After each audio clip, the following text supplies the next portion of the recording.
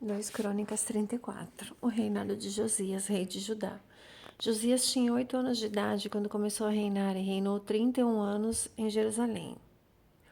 Ele fez o que é justo aos olhos do Senhor e andou nos caminhos do seu antepassado Davi, sem se desviar nem para a direita nem para a esquerda. No 8º ano do seu reinado, sendo ainda bem jovem, ele começou a buscar o Deus de Davi, o seu antepassado. No 12º ano, começou a purificar Judá e Jerusalém dos santuários locais, dos postes de Azerá, das imagens esculpidas e dos ídolos de metal. Sob as suas ordens foram derrubados os altares dos Baalins. Além disso, ele despedaçou os altares de incenso que ficavam acima deles. Também despedaçou e reduziu a pó os postes de Azerá, as imagens esculpidas e os ídolos de metal, e os espalhou sobre os túmulos daqueles que lhes haviam oferecido sacrifícios. Queimou os ossos dos sacerdotes sobre esses altares, purificando assim Judá e Jerusalém. Nas cidades das tribos de Manassés, de Efraim e de Simeão, e até mesmo de Naphtali, nas ruínas ao redor delas, derrubou os altares e os postes de Azerá, esmagou os ídolos, reduzindo-os a pó, e despedaçou todos os altares de incenso espalhados por Israel. Depois voltou para Jerusalém. No 18º ano do seu reinado, a fim de purificar o país e o templo, ele enviou Safã, filho de Azalias, e Maazéias, governador da cidade, com Joá, filho do secretário Joacás, para restaurarem o templo do Senhor, o seu Deus. Eles foram entregar ao sumo sacerdote Hilquias a prata que havia sido trazida ao templo de Deus e que os levitas que guardavam as portas haviam recolhido das ofertas do povo de Manassés e de Efraim e de todo o remanescente de Israel, bem como de todo o povo de Judá e de Benjamim e dos habitantes de Jerusalém.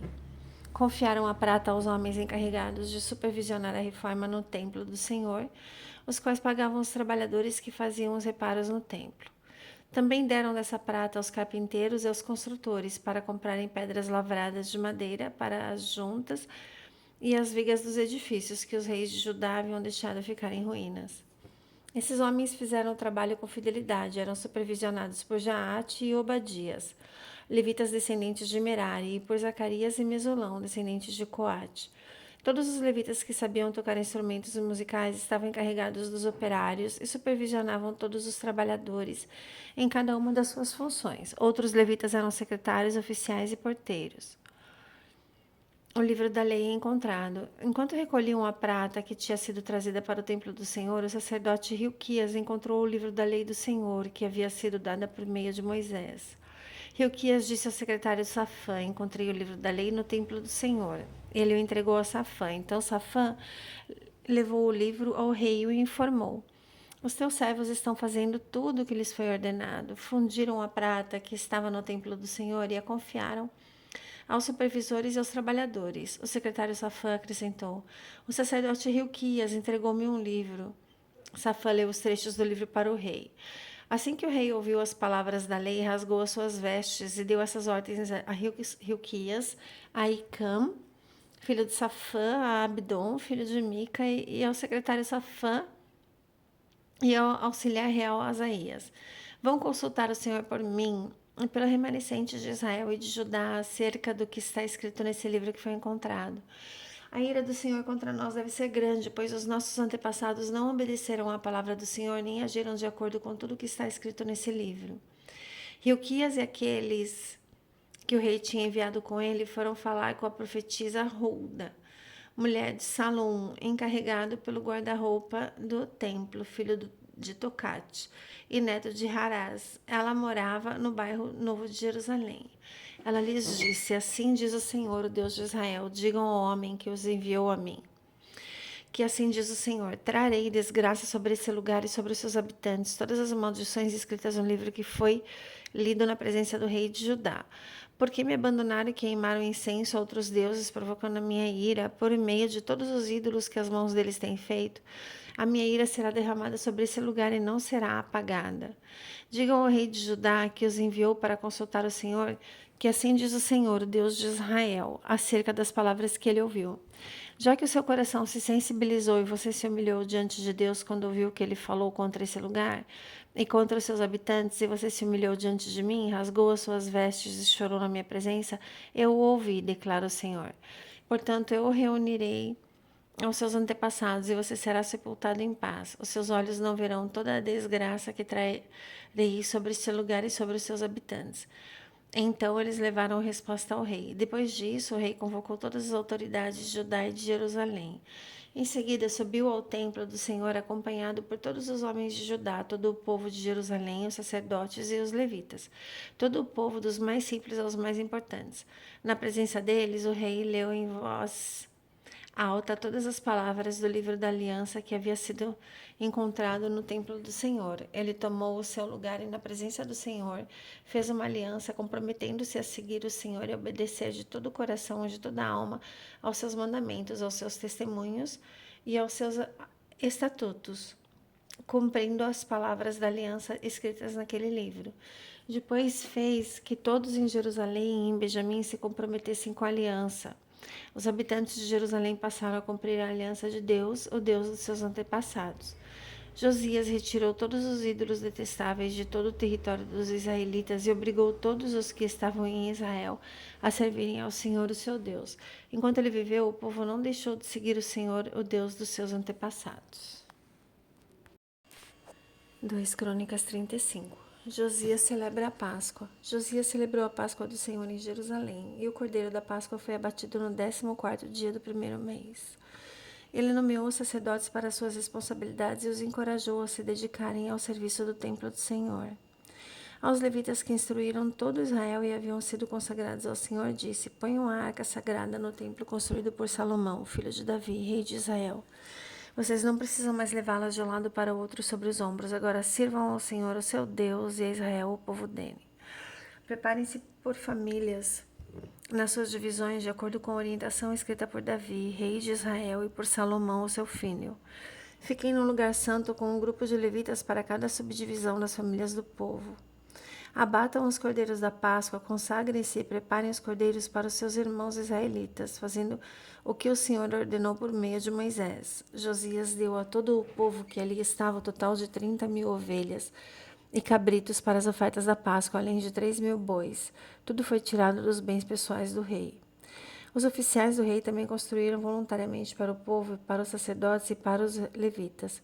Hilquias, Zacarias e Jeiel, os administradores do templo de Deus, deram ao sacerdote 2.600 ofertas para a Páscoa e 300 bois. Também Conanias, com os seus irmãos Semaías e Natanael, e os líderes dos levitas Asabias, Jeiel e Josabade, ofereceram aos levitas 5.000 ovelhas e cabritos e 500 bois. O serviço foi organizado e os sacerdotes assumiram os seus lugares com os levitas segundo os seus turnos, conforme o rei ordenara. Os cordeiros da Páscoa foram abatidos, os sacerdotes aspergiram o sangue que lhes fora entregue, enquanto os levitas tiraram a pele dos animais. Eles separaram também os holocaustos para dá-los aos grupos das famílias do povo, para que elas os oferecessem ao Senhor, conforme está escrito no livro de Moisés. Fizeram o mesmo com os bois. Acessaram os animais da Páscoa sobre o fogo, conforme ordenado. Cozinharam as ofertas sagradas em panelas, caldeirões e potes e serviram rapidamente todo o povo. Depois disso, os levitas prepararam a parte deles e a dos sacerdotes, pois estes, descendentes de Arão, ficaram sacrificando os holocaustos e as porções de gordura até o anoitecer. Foi por isso que os levitas prepararam a parte deles e a dos sacerdotes, descendentes de Arão.